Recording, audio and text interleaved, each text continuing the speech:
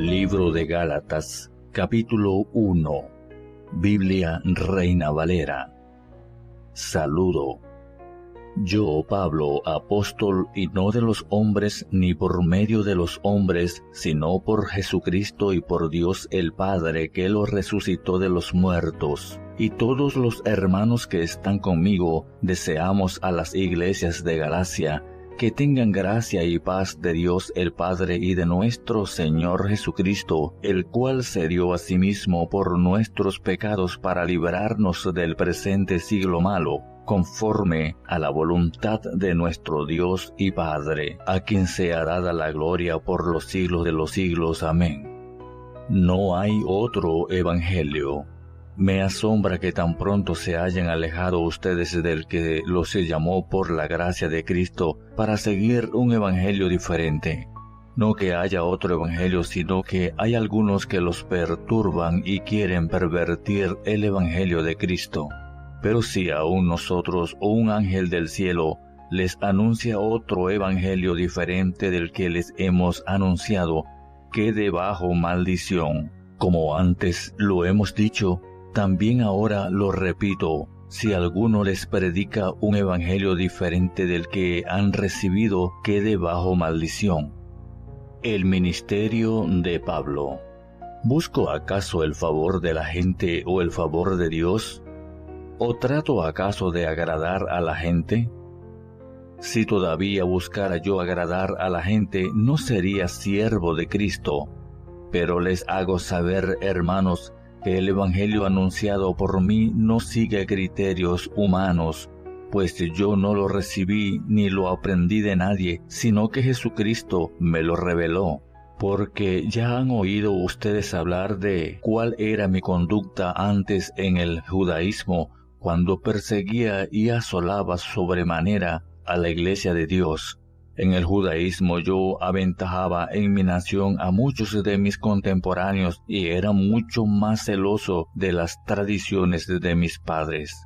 Pero Dios me apartó desde el vientre de mi madre y me llamó por su gracia, y cuando a Él le agradó revelar a su Hijo en mí para que yo lo anunciara entre los no judíos, no me apresuré a consultar a nadie, ni subí a Jerusalén para hablar con los que eran apóstoles antes que yo, sino que fui a Arabia y volví de nuevo a Damasco.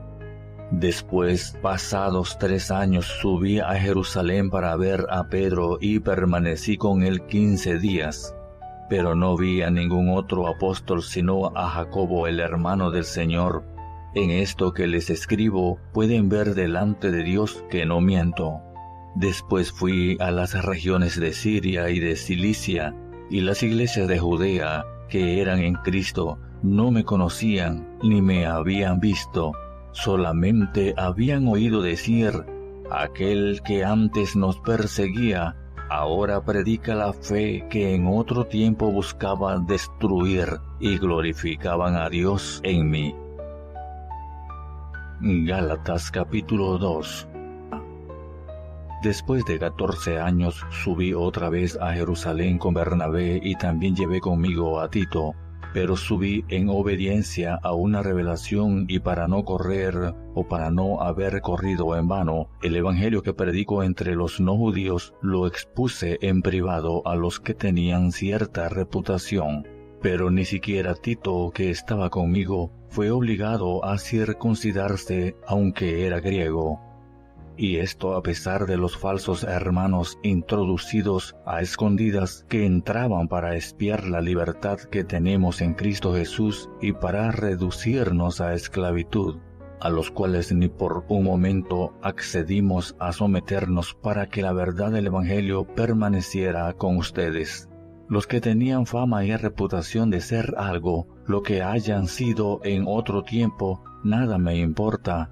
Dios no hace acepción de personas, no me comunicaron nada nuevo. Por el contrario, como vieron que me había sido encomendado el evangelio de la incircuncisión, como a Pedro el de la circuncisión, pues el que actuó en Pedro para el apostolado de los judíos, actuó también en mí para con los no judíos.